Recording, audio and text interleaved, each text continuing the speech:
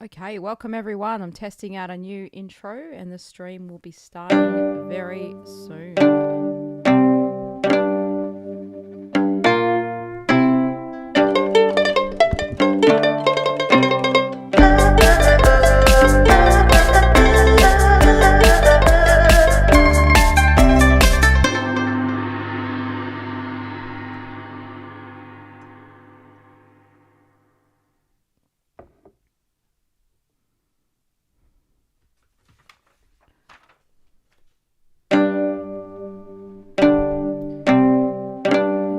Welcome to the stream. I'm just about to start.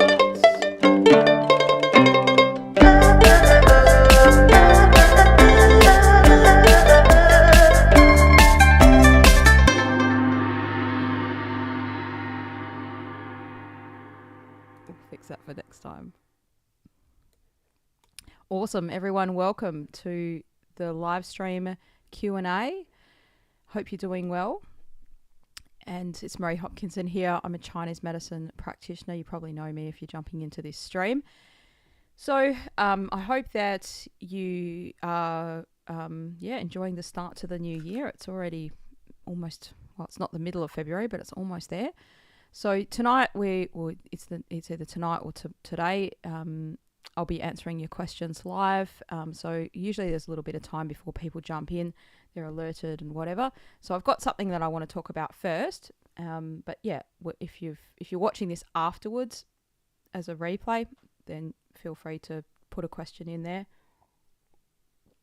for the following time, and I'll do my best to answer it then. So I was thinking about the 5 elements today, partly because I had a patient that I was kind of helping in this way a little bit, or that it just came to my mind because I was treating a patient and I was thinking about how would we treat this in terms of the 5 elements. It just made me think about this, especially in the context of goal setting, and you kind of get into this time of the year where it can all come sort of, you might have started the year strong and then it's all coming apart, or maybe you think, I wish I had have started the year a bit stronger or whatever. So I want to talk a bit about the metal element and what that can bring to us. What can it do? And this isn't something that I really think about a lot. Like, it's in my head. I always think about it as the boring one, but it's not really. And what can metal kind of do, and how can we gain some of that strength from metal, the goodness of metal in our life? So one of the things that metal is about there's 2 really important things. One is it's actually about discipline and rules and regulations that we might have that would help us to be a better person and to do the things we want to do.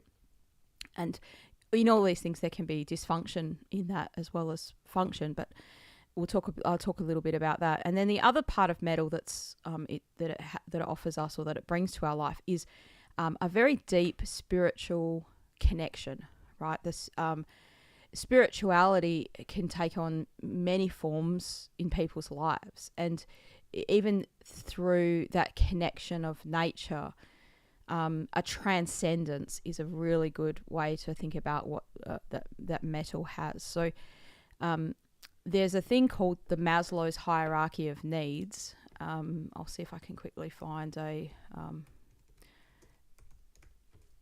quick picture of it, because that has just popped in my mind now. So I'll just kind of, let's get this Wikipedia one. So I'll just quickly take a little snapshot of this. So if you're familiar with any type of psychology, you'll know what this Maslow hierarchy of needs is. And what the premise is to live a life that is a fulfilling life, like a life that you love to live. That you reach this level at the top called self-actualization, right? And that's where this idea with metal comes in, of transcendence. So it's actually the metal element that helps us to get there. And if you follow the Maslow theory, right, which I use this a lot when I'm teaching in my Chinese medicine classes. So I've just stolen something from Wikipedia. Well, borrowed it. It's free. Anyway, we're just going to put it on the screen here. So this is the Maslow's hierarchy of needs, right? And at the top of the triangle, it's got the transcendence, right? So the premise of Maslow's hierarchy of needs is that you can't actually reach the level above the level that you want unless you've fulfilled the level below, and so forth and so on. So this is also based on this premise or this idea that if you to have the most fulfilling life, you should be for the way they put it here, it should be the purple, like the self-actualization. So that's kind of like a life where you're really feeling that whatever you're doing right now, this could be in your family, in your home, it could be in a career sense, whatever's the most meaningful and the important to you. It could be in many areas, but that you you've reached some kind of transcendence beyond yourself.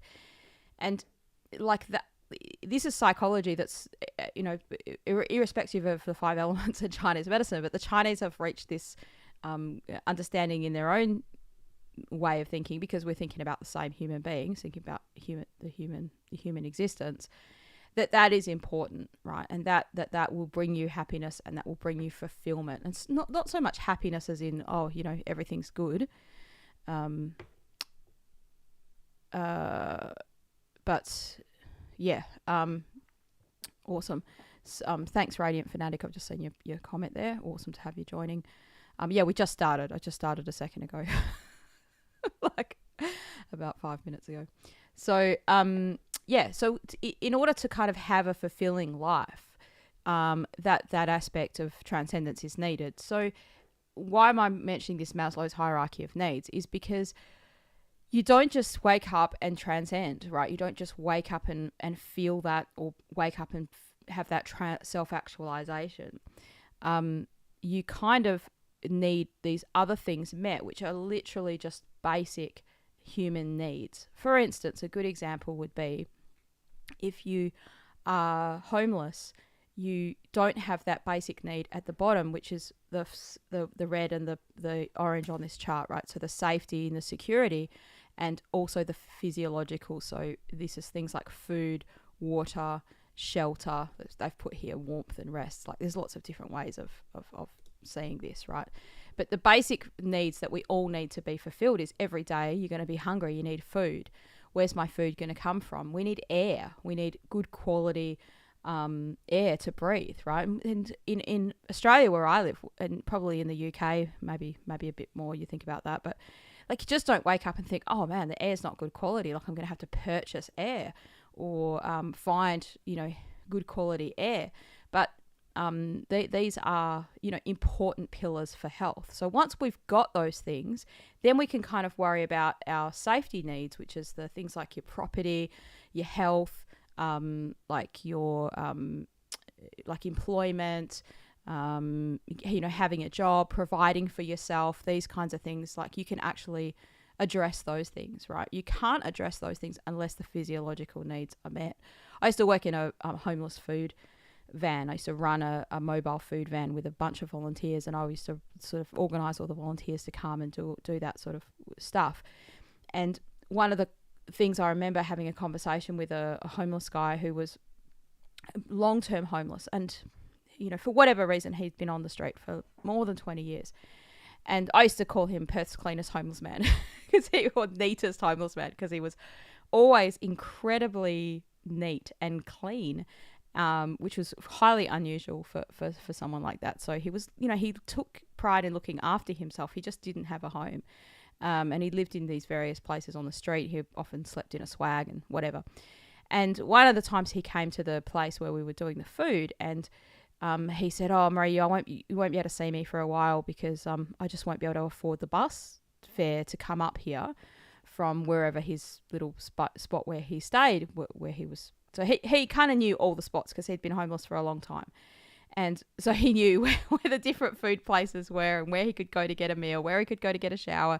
Like he was doing the whole thing well, right? Like if you're going to be homeless, you may as well know where everything is and be, be organized in a way, right? So anyway, I said, oh, that's so bad. Like, that's terrible. Like, what's happened? He said, oh, my social security's been cut off. Like in Australia, we call it social security, like your the dole or whatever the payments are, right? And he said, I've been told if I don't get a job, I have to start looking for work again, or something like that. He wasn't on any kind of disability pension. He was just told he has to.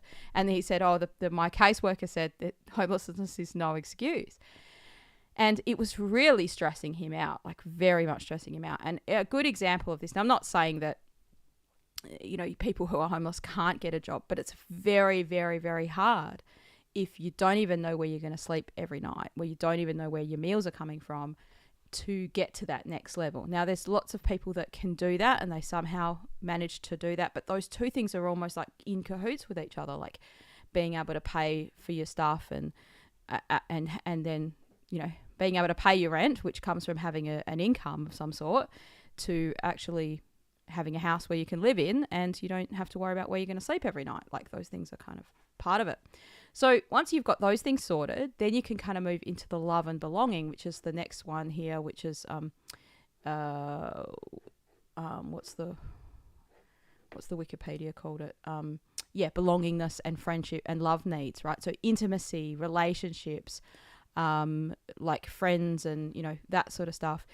And that then once you've got those three things kind of happening, those things then fuel you into the next levels, which is towards that self-actualization, which is where you're actually living in your purpose.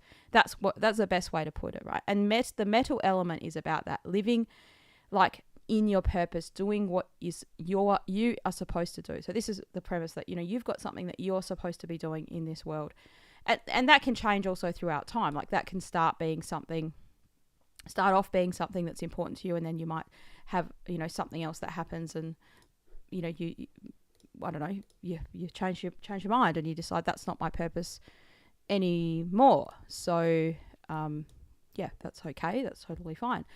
So career might be really important to you, and then at a different time in life, family might be really important to you. But the metal element helps us do that. So one of the things that metal is about is routine, regulation. Let's say we go back to the Maslow's thing, and you think, okay, well, Marie, I've already got my other stuff organized, right? I'll put that back on the screen there because we kind of lost it.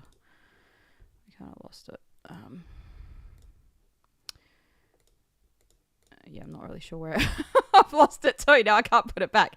But anyway, you kind of hopefully you get the. Why won't this find it? Yeah. All right, we'll just have to find it again and put it on. So let's say you've already got everything essentially organized in your life. You've got a job, you've got your physical safety and your security needs, you've got a decent employment, but it might not be the job that you always wanted to do. It might not be the career choice that you would have always chosen, and you think, I want to do better for myself, I want to do more. It's going to be easier for you to pursue that if you have your relationships in your life well, right? Well, as in good. And this is where there's some things that happen better when we have discipline and routine, right? So some of the things here in Maslow that he's talking about is like, your health and your wellness. And that's obviously what we mostly talk about on this channel because it's the Chinese medicine podcast. So people here are obviously interested in helping themselves in their health and wellness. There's lots of things that we can do for ourselves, but it requires discipline, right? It requires you to kind of do the work, do the thing that, and get in that routine and do those things. So someone's, Radiant Fanatic's got this thing about, question about, if you're working night shift and you're doing all that stuff. I'll definitely touch on that because that's a great aspect of it. So incorporating that routine into this whole thing is going to help you manage the stuff, right? Because at that point, you've got a lot going on. You've got relationships, you've got family or a person in your life that's really important to you, and you're like, I have to make time for this person, otherwise they're just going to it's not all about me, even though I'm trying to transcend. You have to do your work well, otherwise you might lose your job, all these kinds of things, right?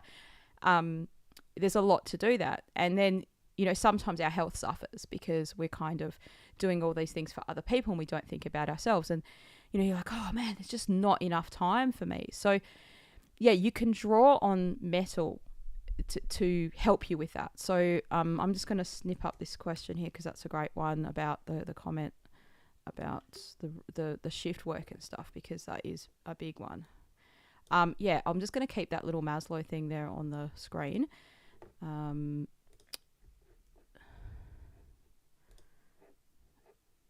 Morning from Canada, awesome. It must be really early in the morning for you guys, maybe 7 or 8 in the morning perhaps. Super early. Yep. So yeah, Radiant Fanatic says, is it possible to achieve a routine and regulation if you work night shift or you're staying up late but you're getting enough sleep during the day according to Chinese medicine, right? So this is what I advise my patients to do in those scenarios, right? Yeah, 6 a.m. in New York City. Well, it's 7 p.m., 7:30 p.m. in Perth today, right? It's Friday night here. This is what I advise my patients to do, right? So one is that your body likes the routine. And because we're talking about metal, yeah, it's your metal element. You're going to help that. It likes routine. So we've talked about digestion a lot on this channel. Like, your stomach likes full and empty, not grazing all day long. That's a kind of a routine. And your sleep, it likes that routine. So if you have to work night shift, the best way to go about that in the most optimal way is actually to kind of do that regularly and not be chopping and changing. Like for some people, if they do 4 days of nights and then 5 days of days and then 4 days of nights, it's, especially as you get older, that can be very hard to switch. So they're going to have, when they switch over, especially from going from day shift to night shift, they'll often have that night that will be hard, really hard to fall asleep. Like you're either wired, you're up, all that sort of stuff. So one of the ways you can kind of help to keep some kind of routine, even if it is alternating days and nights, is try to do the same kinds of things that you would do if you're on the night shift as if you were in the day shift. For instance, it's not a great idea to have a massive meal right before you go to bed. Now, I understand it's going to differ depending on what industry you're in. Like, I'll give you an example of, and this is one of the reasons why I don't do a lot of gigs as a musician, because one is I just don't, I don't need to. Like, I'm a singer and I was singing in a band for a while, and like I enjoyed doing that because it was an occasional, well, I shouldn't say occasional, but it wasn't like every weekend. But I have some friends who are musicians and it's every weekend, it's all the time, right? And what will happen when you're a musician, people just don't realize this. Like, they're like, oh, you're in the cool band. Like, okay, so your gig might be from 7 p.m. till sometimes you're playing till midnight if you're for many party gigs you are. And so you don't eat much before you're going to do the gig, especially as the singer, because you can't really sing on a full stomach. So what would inevitably happen to me is we'll finish packing up the gig at by 1 o'clock in the morning, and you're driving home, and then I would go past through a Macca's drive-through or something like that. In Australia, it's Macca's is McDonald's. Or you're going to get a burger late at night or something like that, right? Because you're too tired to cook, and you just, now that I'm doing what I'm doing now, I wouldn't get the bun. I'd just get the meat, the meat patty. But like what I'm getting at is sometimes you are, the industry that you're working in is just like you're so tired by the time that shift finishes, and then you just go, okay, I'm going to have this massive meal, and then you're not going to sleep great because you had a big meal. So if you can kind of keep those routines good, so let's say that you want to finish the night shift and then go to bed straight away. If it's possible, again, it's not always possible. at the work time, it'd be great if like sort of 2 hours before you finish that shift, you actually have your evening meal at some point, right? So, something like, so you're not coming home desperately hungry. You plan these things a bit better, right? You might even cook up some meals, do them frozen meals, and then put them in the fridge. Now, I know some put them in the freezer and then, defrost them and eat them or something. I know some people that they finish their night shift and then they have a little routine when they come home and then they go to sleep. This is not specifically Chinese medicine, but light plays a big role in regulating your sleep cycles. So as much as possible when you're on a night shift, you want to limit the light. Okay, now this isn't great. Like, you're working and then you drive home. Of course, you're not going to limit the light. You need to see so you can drive home. But then once you get in your house, you want everything to be, as dark as possible so that you, like let's say you finish the night shift and it's the early morning, you want to have blackout curtains. You want to make things darker because that light naturally triggers you to wake up, right? Triggers like cortisol in your body.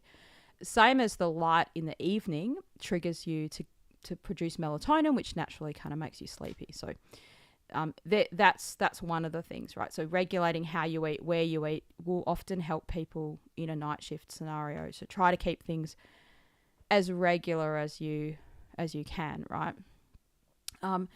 So routine and discipline is super helpful for us, and that comes from metal, right? So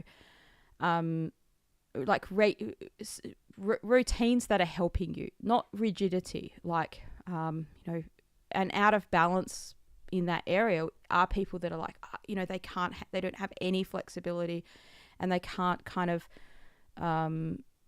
do things like OCD, obsessive compulsive disorder. Like everything has to be neat and like there's a good part about neatness, and then there's a part of neatness that's like, wow, that's too much neatness. So it's kind of a balance between that. The wood element in us gives us that flexibility and that movement. The metal element brings the rigidity. So you kind of need something between there. We don't want to be rigid to a detriment, right? You want some kind of thing that's going to help you with the structure. So yes, to answer that question, you can do that. You just have to know that you kind of are working against the natural cycles that are happening with light. And light is yang, right? The sun is yang, and that's the day, right? So if you're working night shift, it's normal. It's normal that you will you're moving against the grain. But yeah, I find that most of my patients that have the detriment are ones that sort of are swapping all the time. But if you just forever work night shift, that can be quite detrimental for people in terms of they don't have much of a social life. Like they might not see their family that much. It's not like that optimal. They're going to miss out on events and community and stuff like that. And that is kind of really, that's not going to be great either, right? So you've kind of got to work out what out of the things what's the best of the worst in a way sometimes. So Radiant Fanatic says, my friend drives a long distance cargo truck, and the way he achieves routine exactly, he says he preps all his food for the day. Because look, the supermarkets aren't great, but the truck stops, and that's what we call them in Australia, the truck stops, and those kinds of things are worse, right? Like you're at the mercy of a sausage roll. Don't know if you call it that in the US, or a pie and sauce. Whatever that food just, happens to be there, and however fresh it is and all the rest of that stuff, right? So, and the carnivore diet's going great. I'm still on it. I'm still doing it. Today is the 7th of Feb, so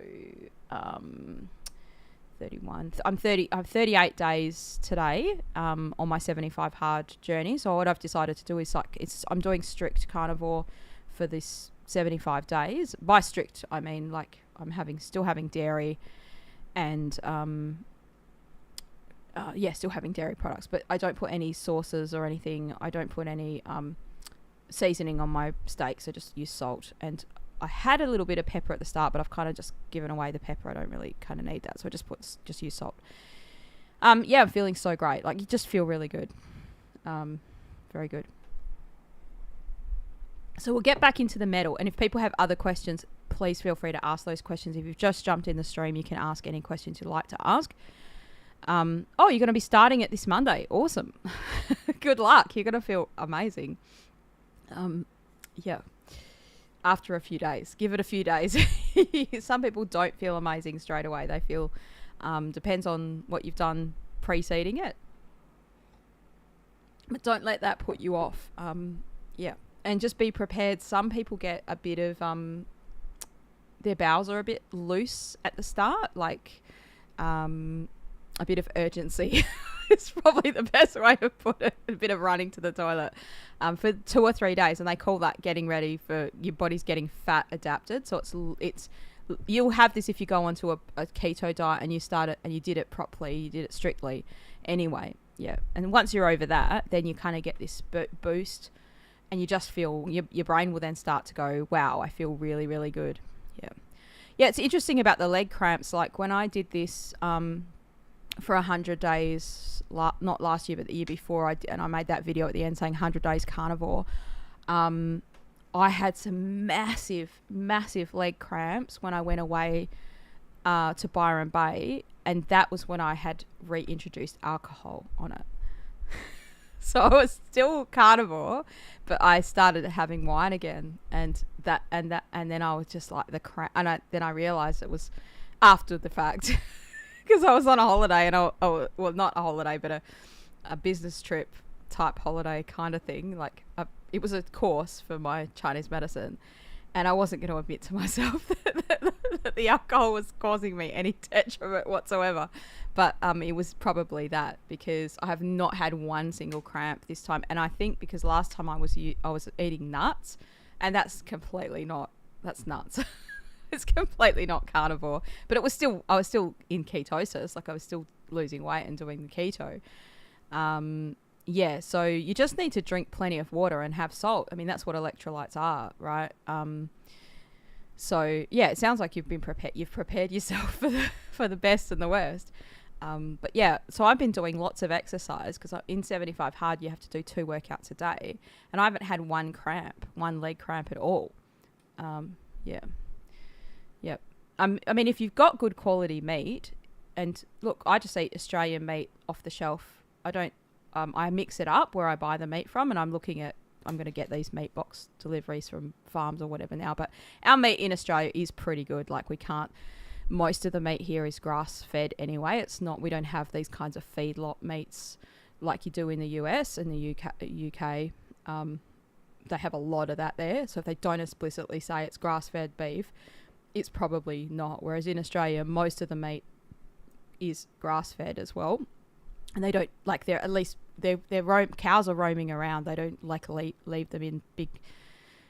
It's not like chicken farming here, as at the moment, for the most part. Anyway, so we're pretty lucky in that way, right? So just general beef is pretty good. Although they probably put those mRNA vaccines in meat now. And there's a supplement that they're giving the meat to stop the cows from farting. They're using Australia as like a testing ground, so that's why I'm not buying certain supermarket meats anymore. But when I've done carnivore before, I've just bought that meat. That's great meat. But yeah, technically, if your meat's good quality, it will have the magnesium and the potassium in there. You won't need to kind of do the supplements. But you might find that, you need to do that at the start. And then if you don't need it anymore, you're just like, I'm getting all my nutrients and everything from the meat, right? So, yeah. But, yeah, it sounds like you're prepared and you're going to have a good time. A good old time. Okay, so we're getting back to metal. And this will help you, right? Because it's about discipline, right? So you've decided this is something I'm going to do. And then you're like, okay, how am I going to do this? What am I actually... how am I going to make this happen? Well, the metal element helps us do that. And part of the spiritual nature of the metal element is actually transcending limits. So it's got these 2 parts to it. On one hand, metal's like rigidity, discipline, like morals and being, doing the right thing. Now, whatever that means for you. Like, if you say, like for me, what the right thing is going to be different for you. But like you've got that inner knowing what's the right thing. Like innately, actually, people do know with their health when they're doing things that aren't great for them. Most people generally know, right? Like, you see these studies of like, a glass of wine a day is good for your health, but most people kind of know like it's still not good for you. Or coffee's like good for, people who drink more coffee don't have heart attacks or something like, some kind of study will come out saying that, but, like you kind of know, right? So that's the mental element of that, and sort of knowing and kind of being really like that discipline, instilling that discipline, right? So on one hand it's that, but on the other hand it's this transcendence. So that's why I was mentioning this Maslow's hierarchy of needs that I've got on the screen here, because when you're at that point of self-actualization, then you're kind of like, okay, I'm living in my purpose. The discipline just kind of almost comes along naturally, not all the time, because you can get to a point where you might transcend yourself into a situation where you've got a lot of good stuff, right? As in you've got lots of money, you've got influence and power or something like that. And those things can kind of go to people's heads or go, too much of a good thing or what, and they lose that discipline. They can kind of lose their health or that aspect. But it's certainly the discipline will help you get to that place, right? But the mental element, if we tap it as we're tapping into that, it's also helping us transcend the limits that you're like, oh, this is hard, okay, but I want to do this thing, and it helps us to kind of do that hard thing and get through that journey, right? So the other thing about metal, right, is about, like I've mentioned, about neatness and tidiness, but it's also about letting go, right? Like, because it's the metal element organs are your lungs and your large intestine, and the two things, the one thing those two organs have in common is when you breathe, you let go of the breath, right? You can't breathe in and experience the benefit of that without letting go. Otherwise, another breath can't come in. And same as with your bowels. It's got to let go. It's got to come out. So that letting. Now, sometimes people might find that if they are too rigid, they might need to do some letting go.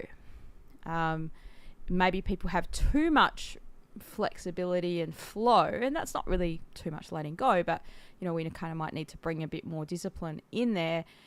And at the same time, maybe it's not letting go of possessions or things, but it might be letting go of actual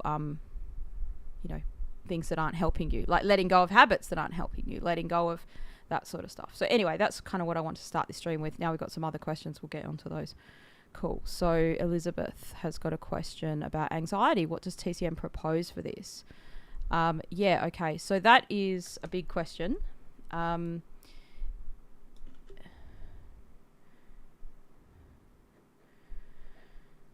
to just put the question on the page, on the thing.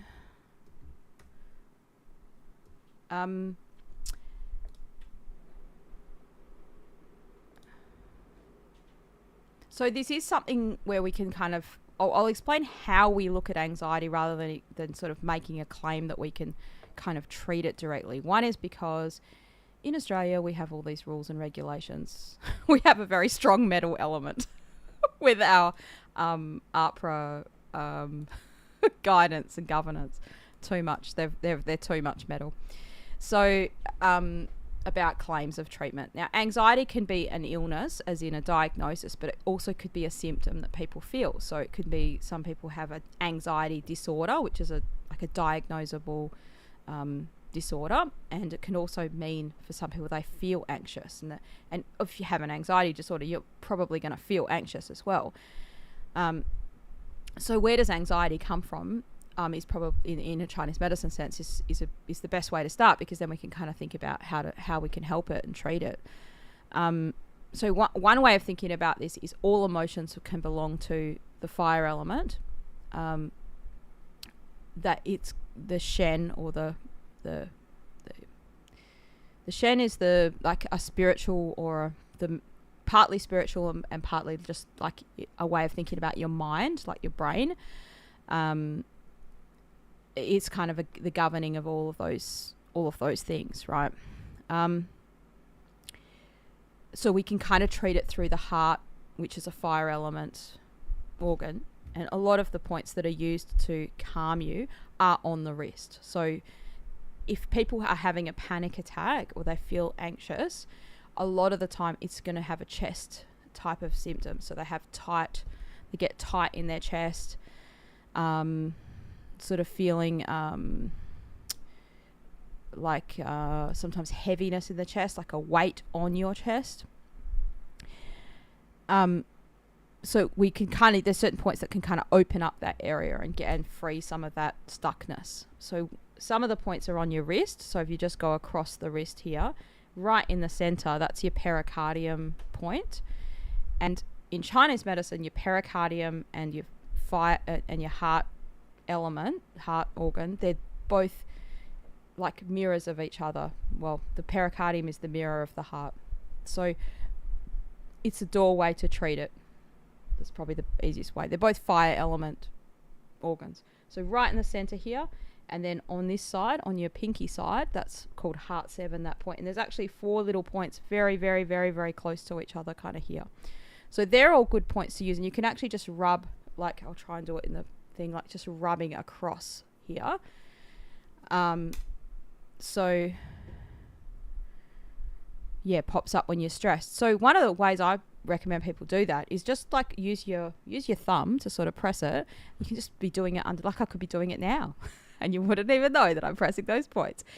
Do it under the you're in a meeting and someone's annoying you or you feel that anxiety kind of building up. These are points that can kind of help reduce that. Now if you're another one you can do, I'm just going to step away from this. The microphone will be a bit might be a bit quiet, but I'll just show you here. So right in the center of your chest, it's actually between the 2 nipples. I'm not going to show you my nipples on this stream, right? But right in the middle there. So that point you can actually use with your thumb pressing like this between your breasts. You obviously couldn't do that incognito in a meeting or anything like that. But that point you can press. You're right on a bone, so you can just rub here gently, or you can actually just come up to your throat. And I'll just do this here. So between your collarbones, as your collarbones come in, there's a little notch there, and that's called the supraclavicular notch. No, it's a bit. It's a bit, yeah, above your clavicle. So you can kind of press in there. Now you can't press that very hard or properly when you're talking. So you just kind of can press or rub there. But if I keep talking, your throat's sort of pushing up there and it's not going to be comfortable. So you can either press it or talk. You can't do both. They're easy points to use, okay? Because it's easy to find the points on your hand. So this one's called heart 7, pericardium 7, heart 7. And then actually here is your lung. Now you could actually go across your lung. This will still be a calming area. This whole thing, there's a point in here that's called pericardium 6. So any of those are kind of really useful points. Now don't press them so hard that you're going to bruise yourself. I've given them to some of my patients who get extreme anxiety. Like one of my patients was going to a sort of a concert, and she was like, "I really want to go to this concert, but I kind of hate being in crowds, and I don't know what I'm going to do, but I'm going to go." And so I was like, "Well, what you want to do is sit there and press these points." There are little tiny pressed needles that can go into those points. Acupuncturists can put them in for people that might stay in for a few days. But you don't really even need that. Like you can actually just also use the back of a pen. So this is my Apple pencil. I wouldn't use the pointy part too hard. Little bit's okay. But the back of it, you can sort of just push. I'll just try and show you there. Sort of, using the pen as just a little rubber, like a rubbing device. you can do that. Now, lavender oil is usually quite good if you're not allergic to it. That's great. Don't use it if you're allergic to it. How long do you press them? That's a good point. So there's no exact time with these things, but what you should feel when you're pressing these things is achy, heavy, tingly, numbness, one or some of those things. So like a heavy, achy, tingly. And then when you go back to press that point, you'll probably feel that feeling stronger the second time you go to press it because it's been sort of activated there. If you were having the anxiety at the time and you're using it right then, I would just keep pressing it until that anxiety subsides. And two things you can use this for. One is it's going to take all your concentration away from the anxiety and you're just kind of thinking about pressing that point and thinking, okay, take some deep breaths, do that and press that. And that in itself is a cognitive like distraction. It's kind of breaking the chain of events that is happening for you in that place. So that's almost a placebo effect, whether the point works or not, right? And this is actually what I can't say it is, but I'm assuming it is because I don't know exactly. But there's a thing called EFT, this emotional freedom technique, where people are tapping and stuff like that. And part of it is, you look like an idiot. No, part of it is actually like, something happens and then this cascade of things happens in my body. So, you kind of do that. Now, you do that thing and it stops that cascade happening. So I would press it for about 2 or 3 minutes at least. And if nothing's happening, you're pressing it for longer. You ask yourself, what's the worst that can happen? Like, you do feel something. That's good. So when you do acupuncture, so the other thing to think about is if you've had acupuncture, when you use acupressure, it should be similar to the acupuncture feeling. Another thing that helps people sometimes with anxiety is actually to visualize having the acupuncture. So you lie down on the bed and you sort of have your hands at the side that you normally would, because most acupuncturists, if you've got anxiety, they would use those points there. And you just kind of imagine, like you imagine as if you're having the treatment. Oh, I feel a bit tingly, these points here. And like, you have to be good at visualization for this to be true, but your brain doesn't know the difference between something that you've powerfully imagined and something that's really happened. Like, this can happen when you've had a really, really, really intense dream and you wake up and you're like, shit, that seems real. It happened to me the other night, actually. I had a really, really intense dream and I literally woke up thinking, oh, was that real? Like, because it was a dream about something when I was younger, and I was like, did that happen when I was younger? Like, that was really, and it was really bizarre and not what happened. I won't tell you any more about it because it's just too strange. But, your brain actually doesn't know the difference. And you use these techniques for, like, overcoming anxiety for performance. Like, you pretend, you visualize yourself doing the performance, doing the public speaking. And for many people, that helps them to, imagine what they're doing that, right? Yeah, vivid dreams can be truly strange. So you can sort of imagine having the acupuncture, and for some people it won't give you the exact same effect as the acupuncture, but it'll give you a very similar relaxation point, relaxation in your body, like a sense of, a sense of calm. Any points you can use to remove head tension, heaps of points. So we'll do that one next. We could go on and on about the anxiety. I could go on about that more, and we might sort of come back to that. And if you have a particular follow-up question you want to ask about that, you can. Head tension, like specifically, like maybe a headache as well. One of the things I used to really love using when I was a student, because I would get, I think I would just get tired in my classes. Like, you'd be sitting at uni all day, like trying to listen to the teacher. And I used to rub Tiger Balm here, and it would like burn into my eyes and keep me awake. Because, you'd see people rubbing stuff on their temples. So I'm not suggesting you do that, but I was like, I just used to use that if I was trying to write an assignment late at night, I wouldn't rub it in my eyes, but I'd put it really close so that it would wake me up. yeah, you can incorporate any of these things with a little bit of oil. So you've got some kind of oil that you know that you use. Okay, the nicest oil and probably the most expensive is something like jojoba oil. You might have even castor oil is nice. It's a very thick oil. You can actually put essential oils into it as long as you're not allergic to those things, right? So there's a point on the back of your head. So let's say head tension. So this is the routine I would do roughly, something like this. So I'm just gonna somehow put my hair up. Stick my Apple Pencil in there for a sec. So I'm going to turn around and I'll show you these points on the back of my head.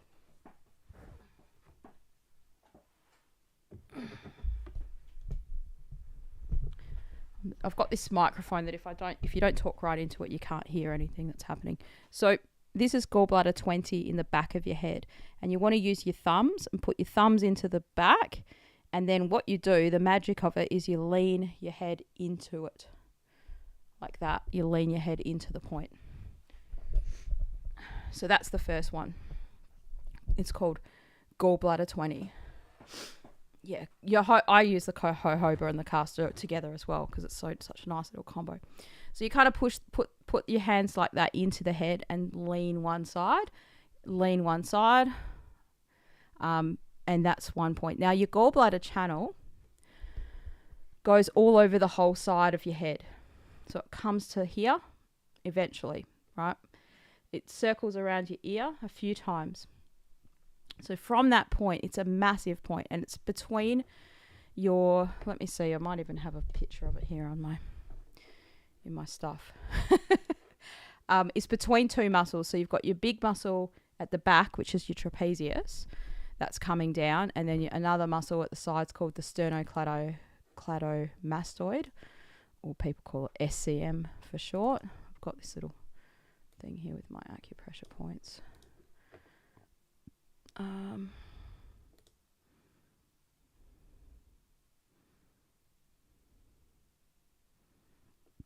Do I have a gallbladder channel one? Yeah.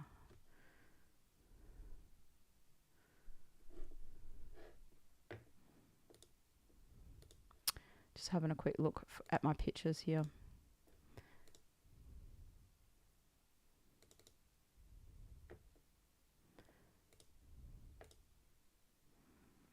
Got heaps of gallbladder ones, but not that particular one. Anyway, so between the two muscles, and it's right under the bone. So if you're on the bone, you're too far up. You just want to come down, just sort of clunk your finger down a little bit into that spot. Now it's what we call a big point. So that means that, like you could, there's a lot of space there to sort of press the point. So that's kind of good. So that would be the first one, gallbladder 20.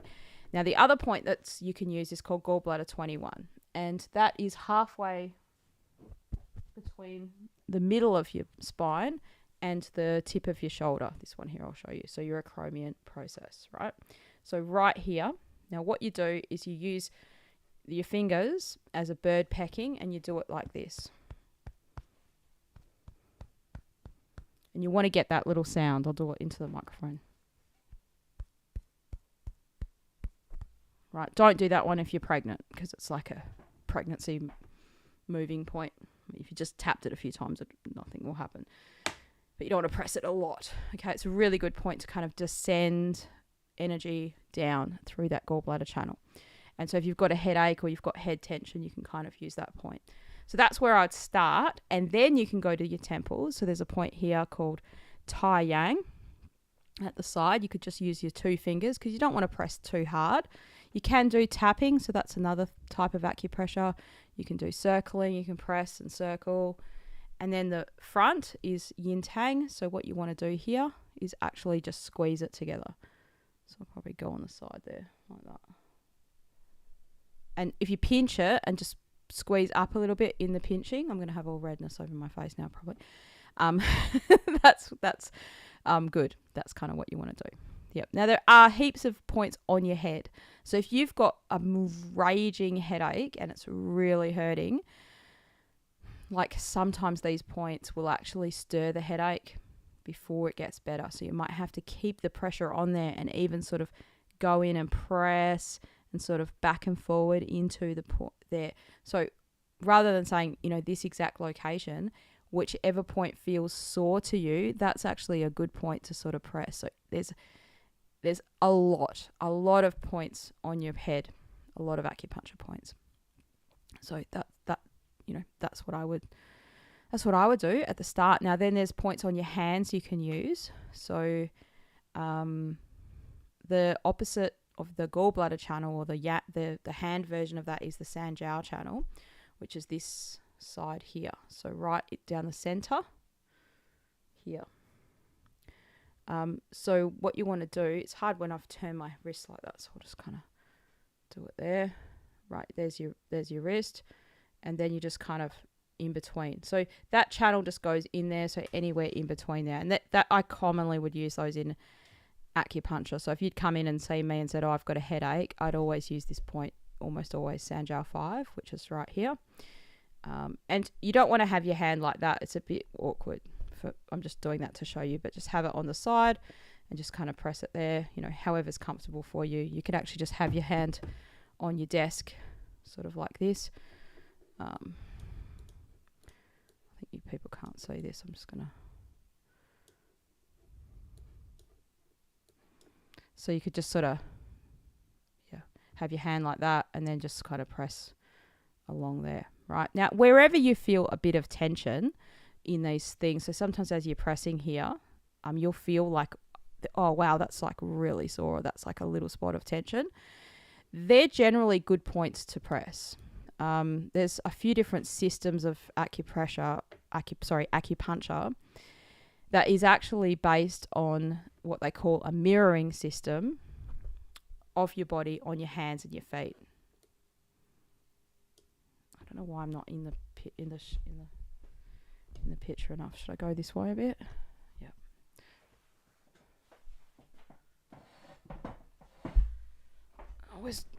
I'm looking at myself in the screen and I'm like not fitting in the screen for some reason. Just sitting on the wrong side. So how this works is we think of your wrist as your waist, okay? And your elbow can also be your waist, and same as your crease of your knee and the crease of your ankle. But let's think about your hand.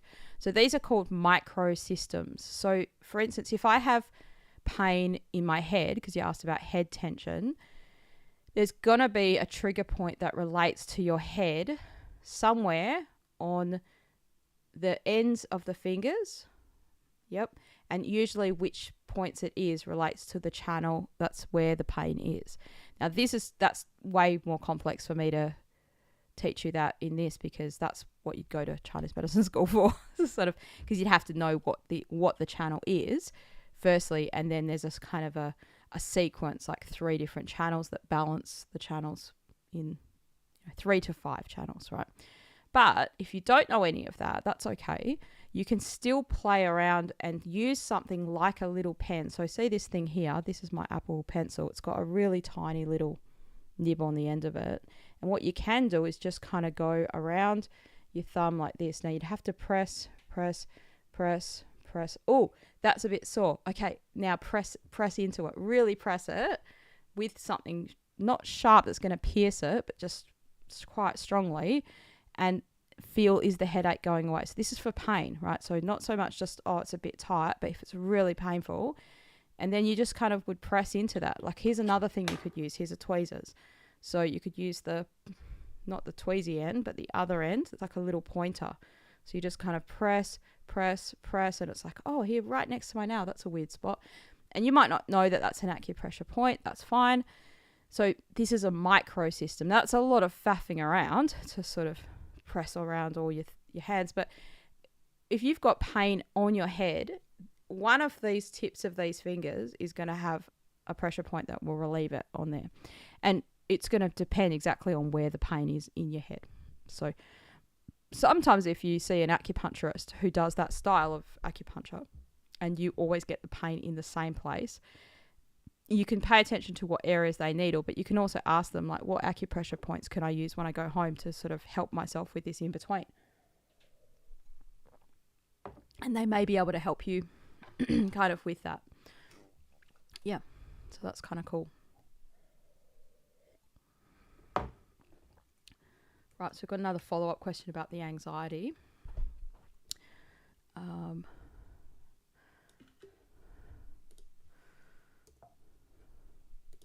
Just going to add this one in there.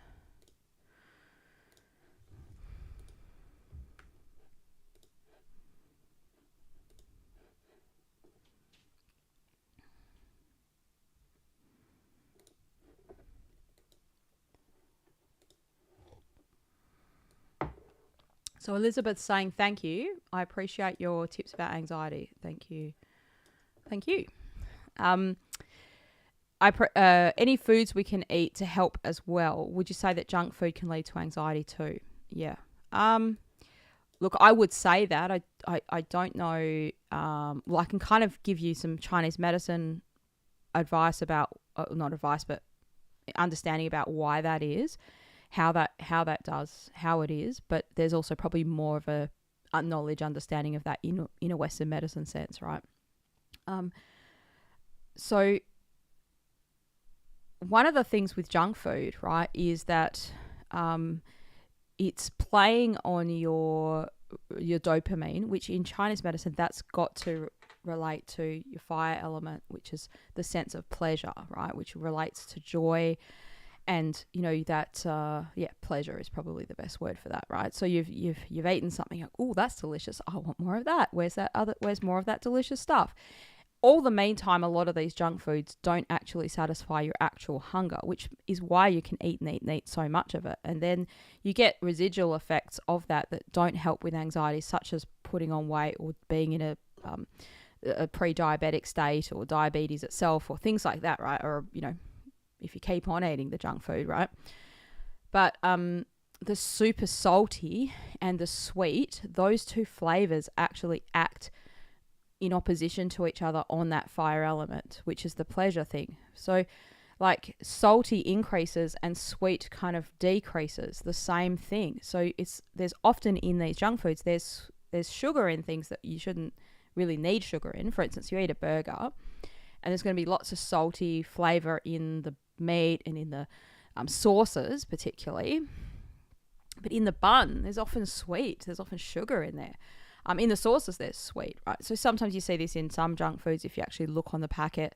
I'm not sure what you mean exactly by junk food. Like there could be it could be fast food, like takeaway fast food, but also like Twinkies and snacky things and chippies and all that sort of stuff.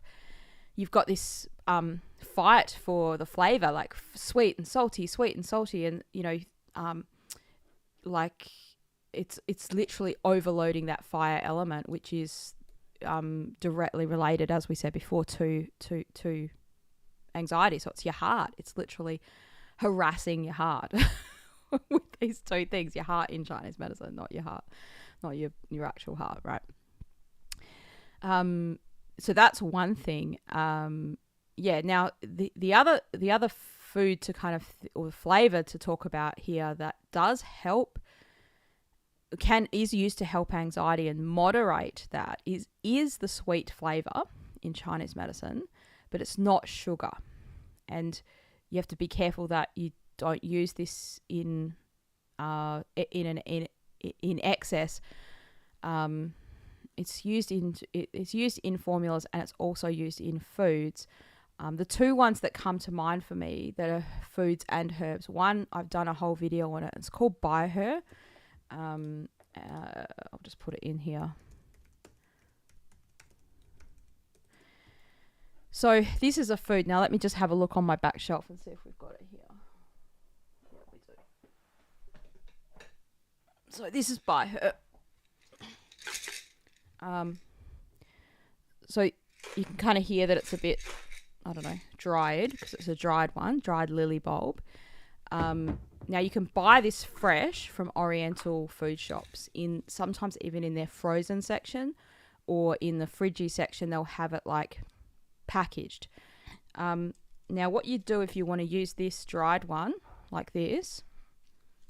I'll just put it there so you can kind of see it.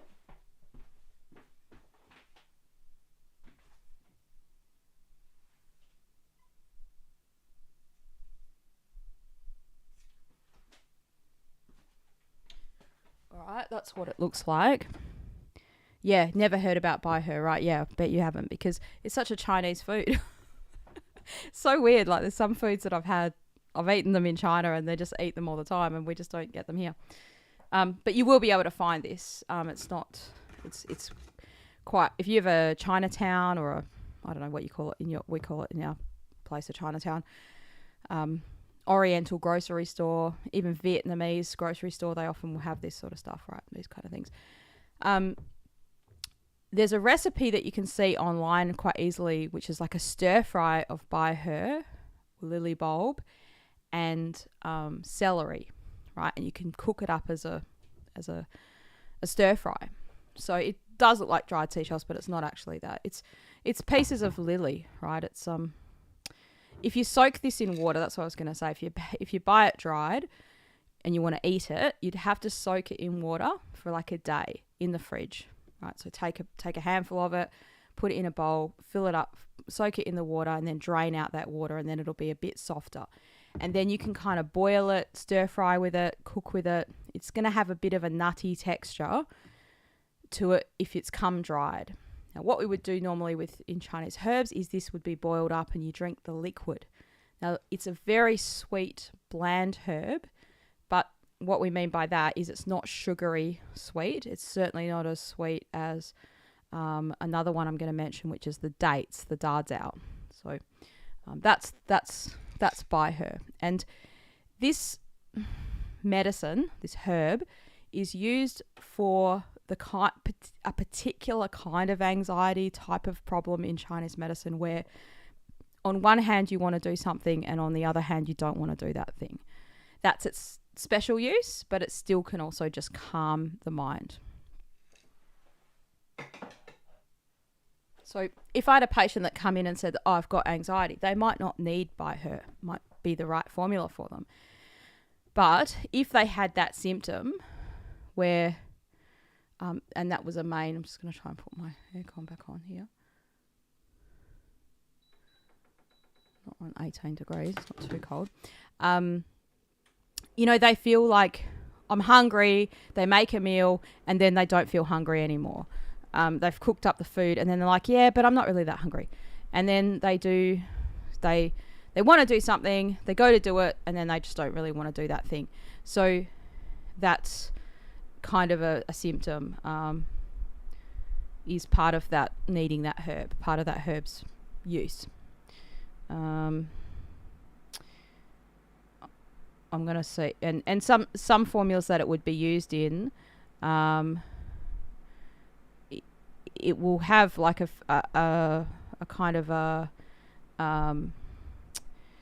pairing with either a very cooling herb, because what happens in that scenario is actually your heart's heated up, and there's that vexation, we call it that word, right? So what in Western culture we call anxiety, in the olden times they used to call it vexation, like heart vexation. Like you're really annoyed is probably the best way to think about it, like that.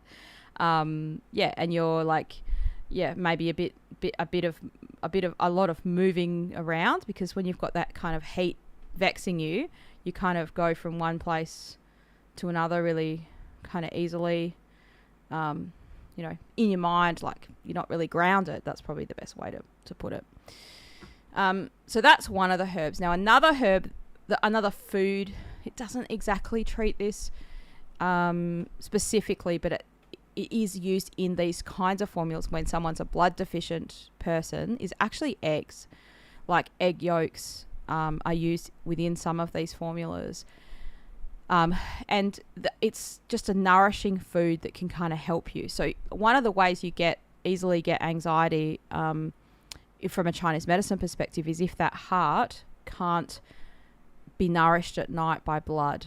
Now, what does that mean? It means if you don't sleep very well, which often can happen if you've got something bothering you, you don't sleep well, and then you don't rest your mind So in Chinese medicine, your heart kind of is supposed to come down and rest, like your heart, as in we're talking about your consciousness, shuts off, rests, and is nourished by blood. And then then the next day, you're like, okay, I'm ready to go. I can face the world again. I can face all these idiots and whatever happens, you know. But if you didn't have a good night's sleep, it's very hard to face the idiots. It's very hard to face the severity of, you know, people being hit, annoying you and everything like that. And so then you just more and more get vexed and annoyed. And so if you provide that nourishment to your blood, eggs are one of those things that can kind of do that. I mean, meat will do that as well, but particularly eggs are one of the foods that's used a lot in Chinese medicine like that. So yeah, I think the bai he is one of those foods. Now, another food that's used to calm in formulas, now not by itself, but it is a food you can have by itself, especially if you crave a lot of sweet and you're looking for something else to have instead, is actually red dates. So they're called da zao. Now, let's have a look if we have any here. Do we have some? Look at that. Here's some I prepared earlier. So these are da zao. Now, these are massive ones here. Now, I'm not going to eat any now because I'm doing my diet thing. I'm doing my carnivore diet. But these are, you can see they're nice and squishy. Even though they're dried, they kind of have a squishiness to them. And oh, they smell so good. They smell so nice. Now, these will be easy to get because they're a big part of Chinese medicine and Chinese culture, eating them. Now, what you can do is you can split one of these open and shove some walnuts inside there, and that makes a really delicious snack. I've seen they sell them like that in China with da zao with walnut inside. So yum. What we would do with the da zao is usually when you boil it or you make a tea out of it, the liquid will be thick and syrupy. Okay, really, really thick and syrupy.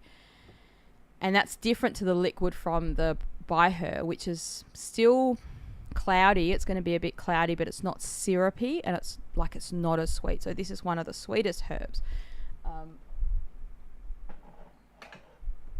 So that sweet flavor helps to calm your mind in Chinese medicine. Now, when I say that, please don't think, oh, Marie said sweets calming you, so have a lot of sugar, have a lot of lollies and candies or whatever. Don't have that.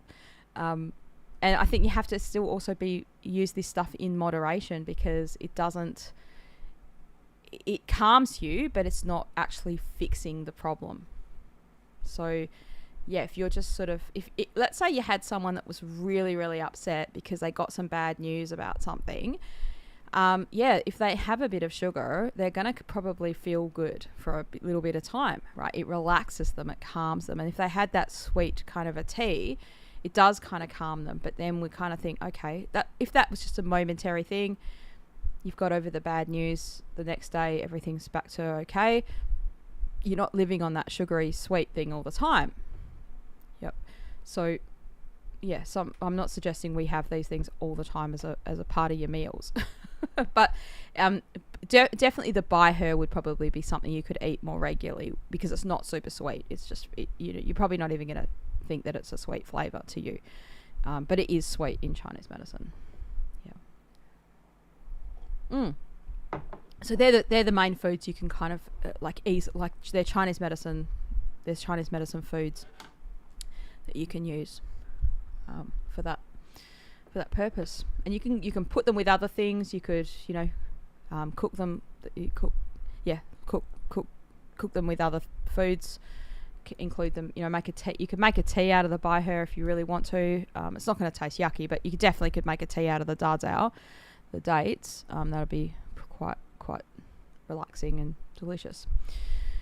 Yeah. All right. Any other questions that people have? Just going to delete this one off here.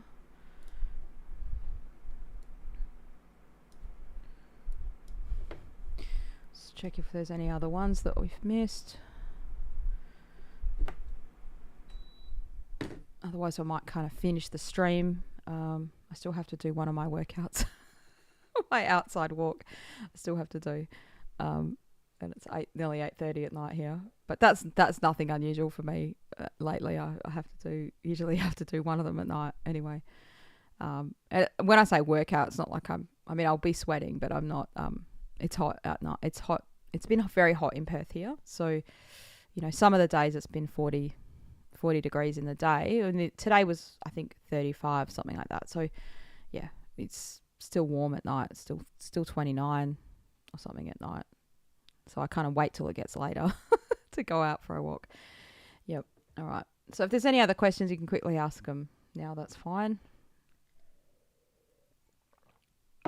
I'm definitely going to keep doing this time slot every second week. The Thursday one, I may or may not do that time. We might change that time. But this one we'll keep doing, which is great. Awesome. All right, so we'll probably just kind of leave it there. So thanks everyone for your support on the channel. Make sure you're subscribing. I've actually got a really interesting video that I did. I'm editing it now. And it's about the 5 elements and Valentine's Day, like what to get each element for a gift. The idea just popped in my head the other day when I was doing something. I was like, oh, that'd be a great video for Valentine's Day. What would be the ultimate gift for each personality type? So it doesn't have to be for Valentine's Day, but yeah, if you wanted to sort of give someone a gift, what would they, what would you do? Especially with Valentine's Day, it's more like an experiential thing, right? Where would you take them on a date, or what would you do with them? So I hope that works out in people's. I hope that helps you and doesn't backfire on someone. They're like, oh, you said take them to, this thing, and they didn't like that. Anyway, so look out for that video. And if you have a question that pops in your head and you want to ask it, you can always put the question in the comments. If you're watching this after the show, after the thing, then put the question in the comments and I'll try and answer it later. So yeah, have a great night or day wherever you are.